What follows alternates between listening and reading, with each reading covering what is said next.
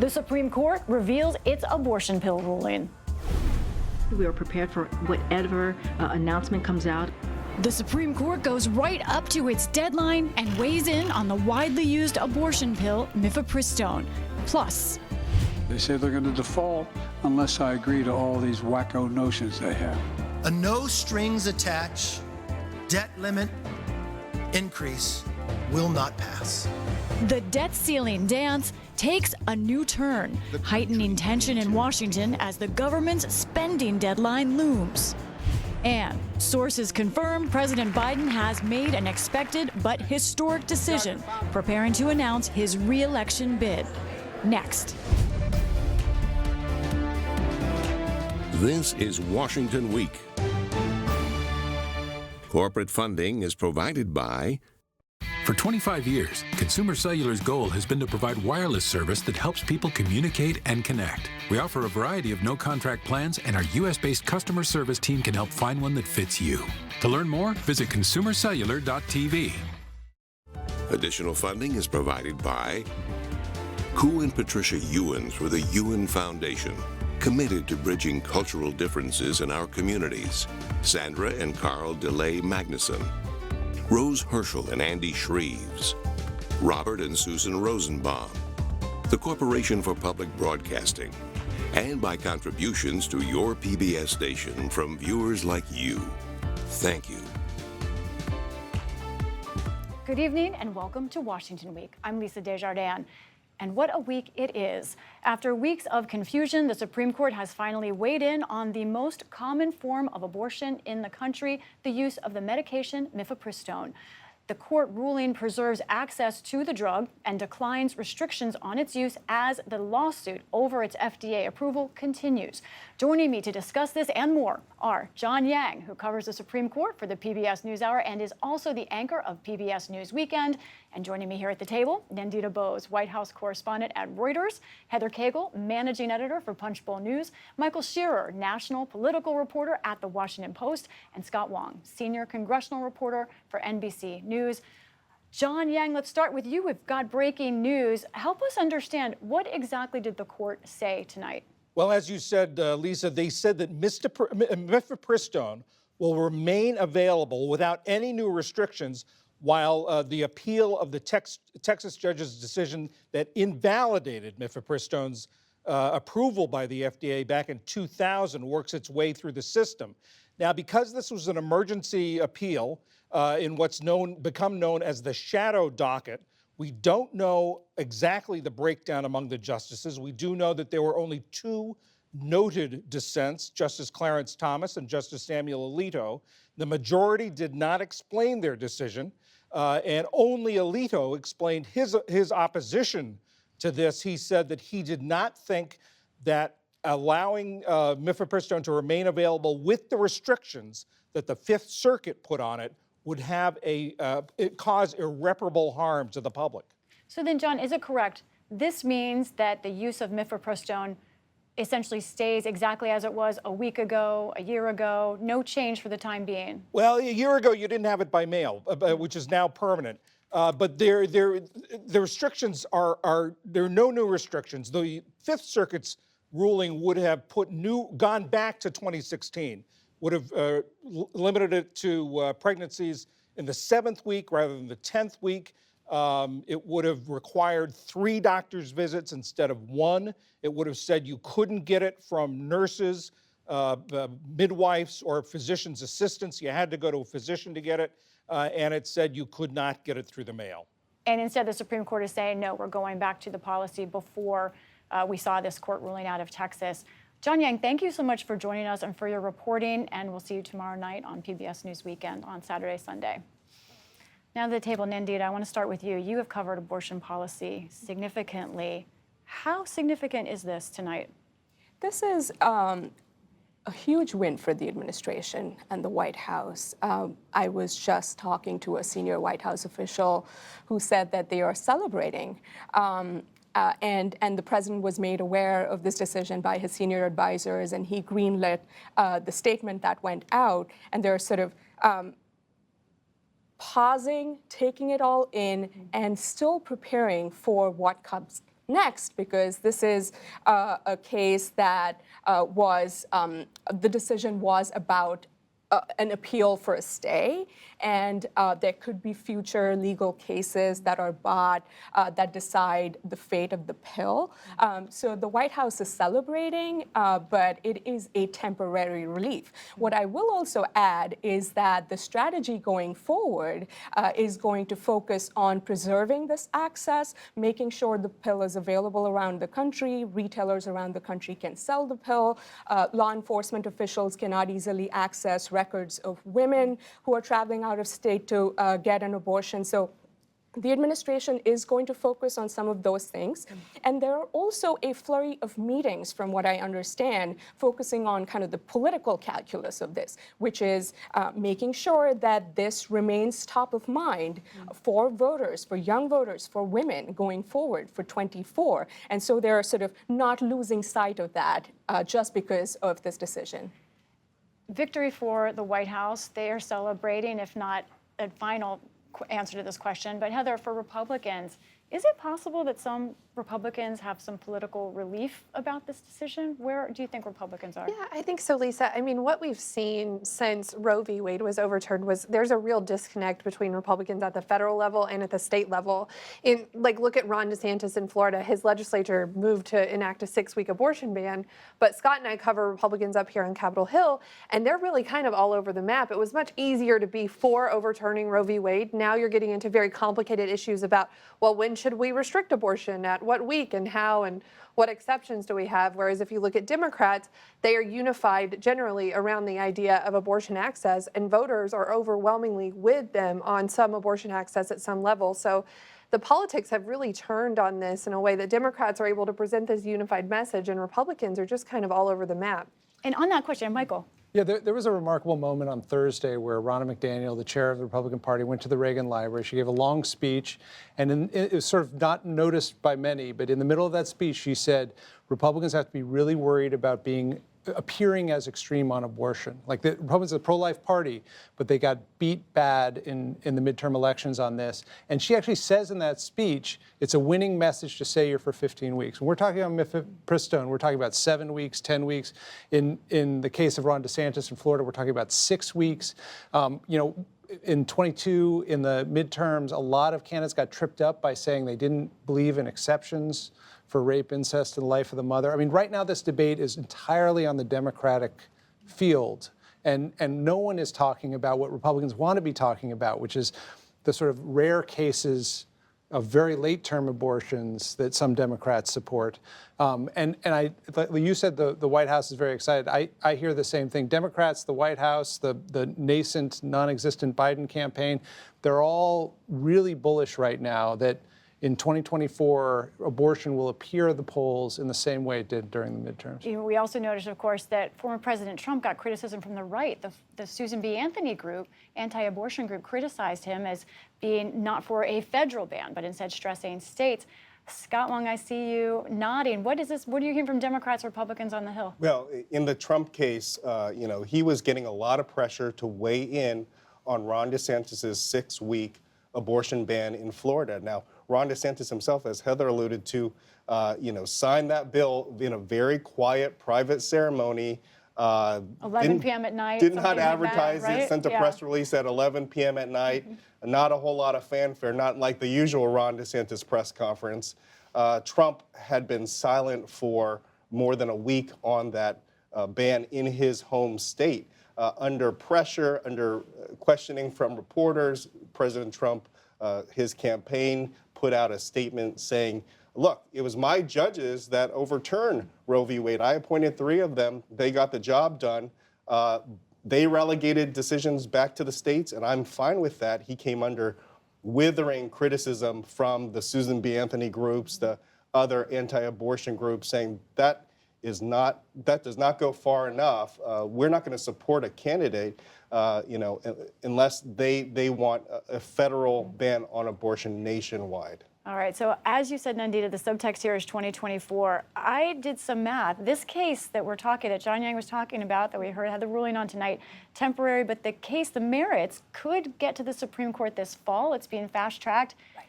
am I doing this right? That means we could have a decision spring of 2024. Right. Can you help us understand what that could do in a presidential race next year? Absolutely. I mean, we saw how Roe played out during the midterms and how beneficial it was, especially when it came down to boosting turnout. And Democrats in the White House are consistently betting on that. And in fact, while they are celebrating now, politically speaking, this decision, if had it gone the other way, could have been a little bit more beneficial.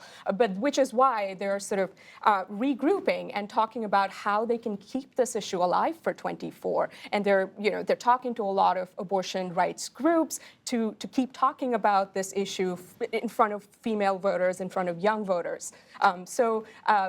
Once the decision comes down in 24, it could potentially be very beneficial for the White House. It's one of these issues that Democrats are excited about because they don't really have a primary on their side. So Biden can kind of shift towards the center, and Republicans are going to be fighting amongst themselves. You know, Trump at his own rallies has warned Republicans not to go too far to the right on abortion, and he's going to be on a debate stage at some point with Mike Pence and Tim Scott and Ron DeSantis, and they're going to be fighting over abortion, and that's exactly what Democrats want to be seeing in the fall. Of course, all of this comes also as the two top leaders in Washington are in a standoff over raising the U.S. debt ceiling. Each of those leaders has potential problems within their own caucus. On Capitol Hill, Speaker McCarthy rolled out his long-awaited plan on Wednesday. He would raise the debt ceiling into next year in exchange for major spending cuts and the end of some very big Democratic priorities. But does he have enough Republican votes for it? Here's Speaker McCarthy Thursday. I want you to write stories like I'm teetering, whether I could win or not, and the whole world hangs in the balance. And then I want you to write a story after it passes. Would the president sit down and negotiate? President Biden immediately rejected the speaker's opening bid and took him to task. Folks, that's the MAGA economic agenda. Spending cuts for working and middle-class folks, Americans, and tax cuts for those at the top. But Biden has an issue on his side of the aisle, a familiar one. On Thursday, Democratic Senator Joe Manchin of West Virginia blasted Biden in a statement for what he called a deficiency in leadership and urged the president to negotiate with McCarthy. Some House Democrats echoed that idea that it's time for the president to sit down with the speaker. All of that comes amid the backdrop of what we've been talking about, that next week President Biden will announce his 2024 re-election bid. I suppose I'm supposed to say he's considering announcing his election bid. I don't know. He's going to announce it next week. Let's start with the debt ceiling. Heather and Scott, I want to ask both of you what's going to happen here. Heather, next week, does McCarthy have the votes? He doesn't have the votes right now. He can lose 4 votes on the floor and pass it. Right now, they're short of that whip count. They started whipping it yesterday. He's got some problems on his right flank. The Andy Biggs of the world, want more things. McCarthy's saying, I'm not going to reopen this bill. It is what it is. And then in the Midwest, Iowa and Minnesota, a lot of these guys are really nervous about the biofuels tax credits that are being repealed and how that looks. And so now what they're kind of trying to do behind the scenes is see if they can give them something like an amendment or some kind of vote later on that would restore some of this to kind of help them go back and save face in their states. They do hope to vote on Wednesday or Thursday, but right now they're still short. Scott, I'm going to do a White House reporter trick and ask you 2 questions at once. What does McCarthy want, and how big of a fall will it be if he can't get the votes next week? What McCarthy's trying to do is drive President Biden to the negotiating table. President Biden has been able to just hang back and not participate, not invite McCarthy over for these talks because Republicans have been fighting amongst themselves about what types of spending cuts they want to attach to this debt ceiling deal. And so the Democrats, the White House, President Biden feel like they are in a superior negotiating position. We will see in this coming week whether McCarthy can get to 218, the magic number that had eluded him for 15 rounds in the speaker race earlier this year. He did get there. He's saying he's going to get there with this Republican debt deal, but that only starts the conversation. We're sort of in the chest-thumping phase of this negotiation, and both sides are trying to show how much power they bring to the table. And as Nancy Pelosi used to say, like, our power is in our unity. And that's true in this case on both sides. And so they're sizing each other up. And at some point, There's going to have to be a conversation. At some point, someone's going to have to cave. Both McCarthy and Biden have said actually defaulting on this is not an option. So there's an actual cliff here that both sides say they don't want to go over. But where the middle ground is found will depend on how strong they look when they come to the table. Nandita, there's a lot of doublespeak here. We talked about this earlier. I think folks might be confused by the White House stance. Take us through it, where they won't negotiate, but they will talk about something later. Right. What are they trying to do? You're absolutely right. So we've seen that sort of trajectory when the president especially started with, show me a proposal, and I am happy to negotiate. And that has slowly sort of evolved into, well, I want a clean debt ceiling hike, take the risk of default off the table, and I'm happy to sit down and have a serious conversation. So there has been an evolution in that position that the White House has taken on this issue. The White House just wrote down the word evolution. Right. And I mean, look, the White House's position on this has been that this is a draconian proposal, that we want budget talks to be kept separate from debt ceiling talks. The president was at the Rose Garden just a few hours ago describing how the spending cuts impact his climate agenda. The White House is, on a messaging blitz. They're sending out a lot of information talking about how this impacts manufacturing jobs, how this impacts the student debt relief program. So their strategy right now is really premised around the idea that the spending proposal will prove to be unpopular as soon as the consequences of this are spelt out clearly. And that is what they're trying to do. And also privately, the president is calling his supporters in Congress, Democrats in Congress, trying to keep the caucus together. So that is another sort of priority. Power in our unity. I know some viewers might say, wait a minute, we have until June, maybe September for that X date, the date by which the U.S. government can no longer actually pay its bills. But Heather, how much time is that really in congressional speak to get things done? I'm getting a little nervous. I'm going to be honest. I mean, you guys know, we've all seen Congress. They don't really do anything until they have a deadline, and they usually take it right up until then. The problem is, as you said, Lisa, we don't actually know when the X date is.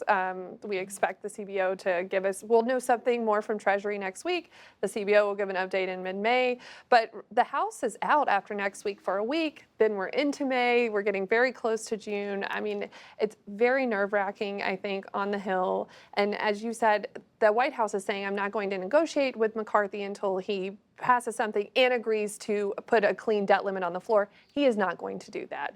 So there is going to have to be some acknowledgement from both sides that we are going to meet and we're going to give up some of these talking points, come to the middle, and find something that frankly can allow both of them to save face in a way. I don't think either one is going to get exactly what they want, and we're just not there yet. Scott, you've covered a lot of this brinkmanship. What do you think an end game could be here? Let's figure it out, but what do you think? Well, the question I did not answer earlier was what happens to McCarthy here? What are the stakes? And this is really McCarthy's first big test as Speaker of the House. And of course, we know part of the deal that he negotiated with the conservatives when he was securing that Speaker's gavel was to reinstate this motion to vacate, where any single member can bring a vote to the floor to remove McCarthy as Speaker of the House at any given moment. If they don't like the details of this deal with President Biden, that could happen. And so McCarthy personally has a lot riding on this debt deal, as does the nation. Anyone else on the end game here? Do we see it yet, Michael?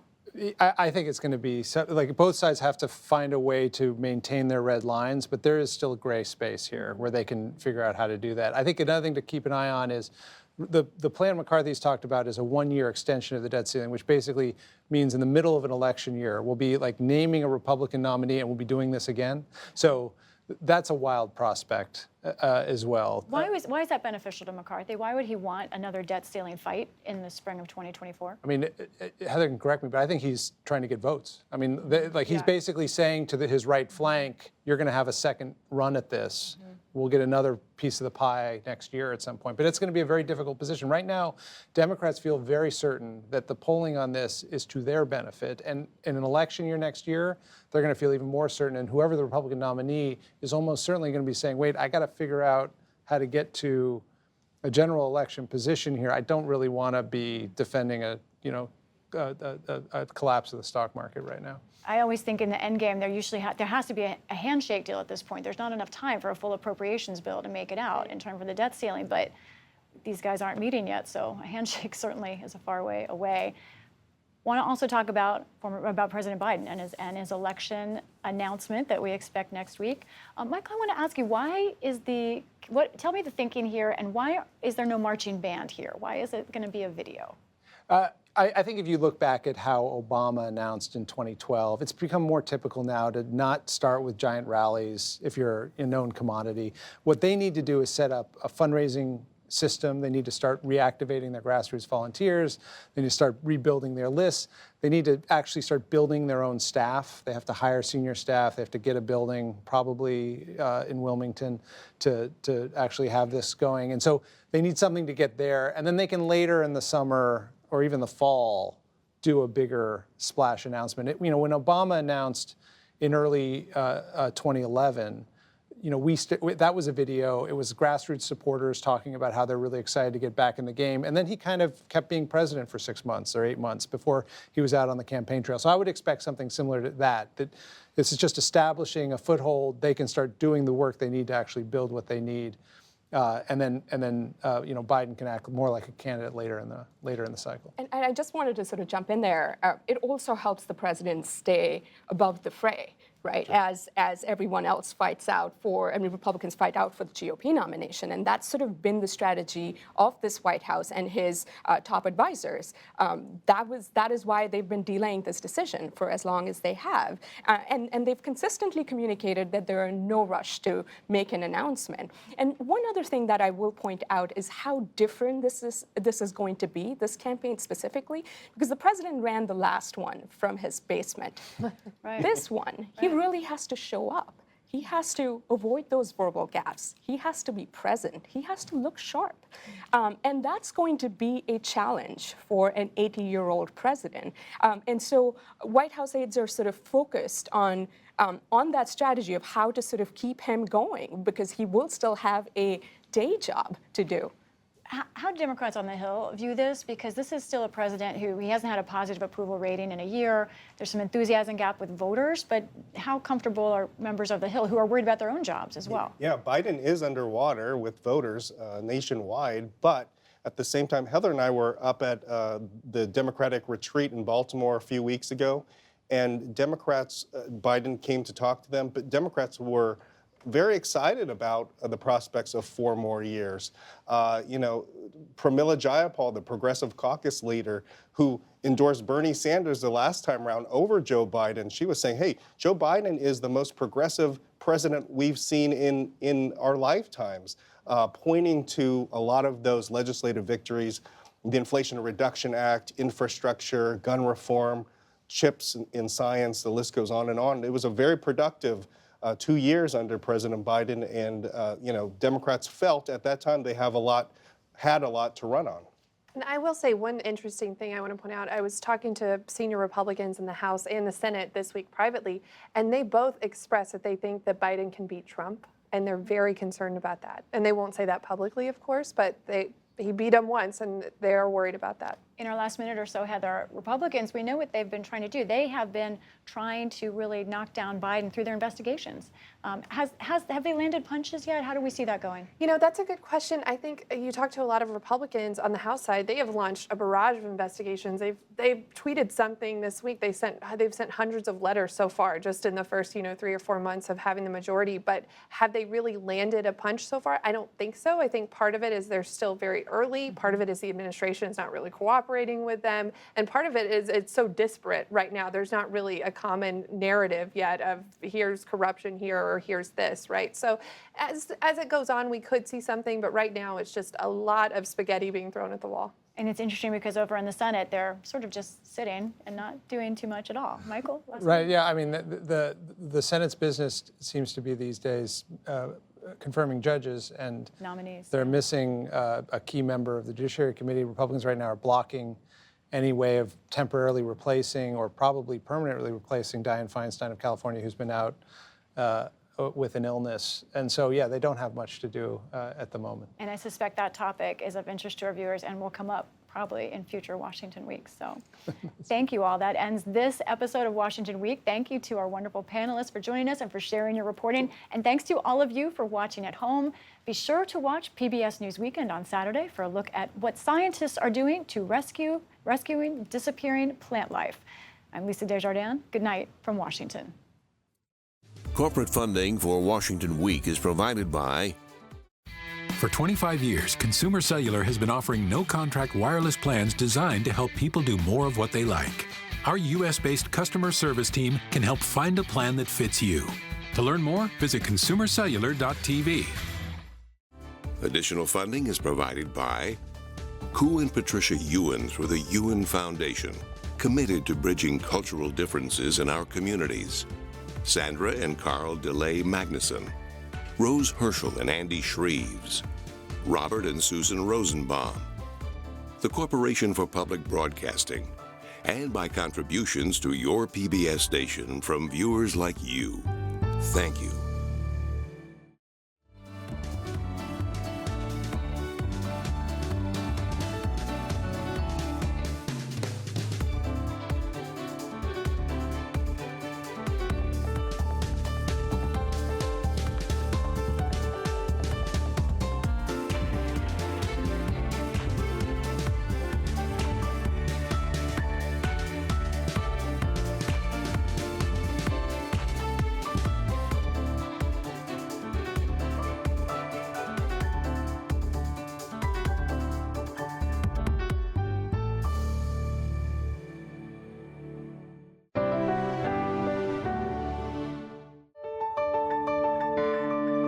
You're watching PBS.